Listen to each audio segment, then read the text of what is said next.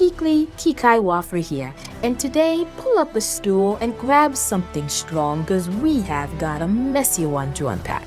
We are talking about rockets, billion-dollar contracts, and the sound of a timeline crunching under the weight of an explosion. Today's topic comes straight from South Texas, down at Starbase. The headline is that SpaceX rolled out their absolute newest toy, the Starship Super Heavy Booster. This is the big one, folks. It is the first major piece of what they are calling version 3. But literally hours after they parked it on the pad, before the sun even really came up on Friday morning, the thing decided to gut itself. Now, let's get the technical stuff out of the way so we're all on the same page. This wasn't your typical Hollywood fireball. Around 4 a.m. local time, cameras caught a massive blast that didn't incinerate the rocket, but literally ripped an entire side panel off the base. It looks like a soda can that someone squeezed too hard. The kicker? There were not even any Raptor engines mounted on it yet. They were running gas system pressure tests, basically inflating the balloon to see if it holds, and it popped. Nobody was hurt, thank goodness, but the booster is toast. And look, to be completely fair, I know what the defense is gonna be. I can hear the comment section typing already. Kikai, this is how SpaceX works. They move fast and break things. And honestly, you're right. That is their philosophy, and it has worked wonders. This version 3 hardware is ambitious. It is bigger, it's got more thrust, and it's designed for orbital docking, which is the holy grail for getting us to Mars. The fact that they are pushing the envelope this hard, building new iterations while the old ones are still cooling down, is exactly why SpaceX is the king of the hill right now. You'd rather blow up a tank on the test stand than blow up a crew on the way to the moon. Testing to failure is valid engineering. I get that. I respect that. But it is when I started looking at the calendar and the competition that my eyes started to twitch. Because we're not in the fun sandbox era of Starship anymore. We're in the NASA is tapping its watch era. And this is where the move fast and break things mantra starts to smell a little bit like rush things and cut corners. Here's the reality check. This wasn't a complex engine firing sequence that went wrong.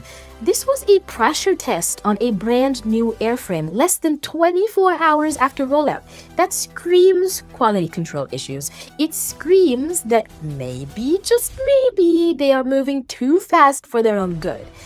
And the timing could not be worse. NASA needs SpaceX to prove they can refuel ships in orbit by 2026. That's right around the corner.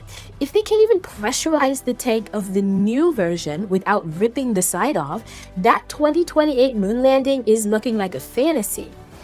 And here's the part that really stings. While SpaceX is sweeping up shrapnel in Texas, look at what is happening over at Blue Origin. Yeah, I know, we love to dunk on Jeff Bezos, but facts are facts.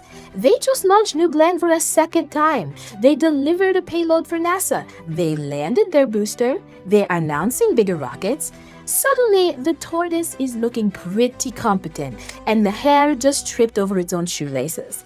The acting NASA administrator, Sean Duffy, is already on record saying he's frustrated with SpaceX's pace and is looking at Blue Origin as a serious alternative.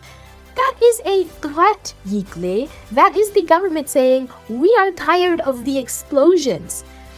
So, are we watching the inevitable growing pains of revolutionary tech, or are we watching a company that is choking under the pressure of its own promises?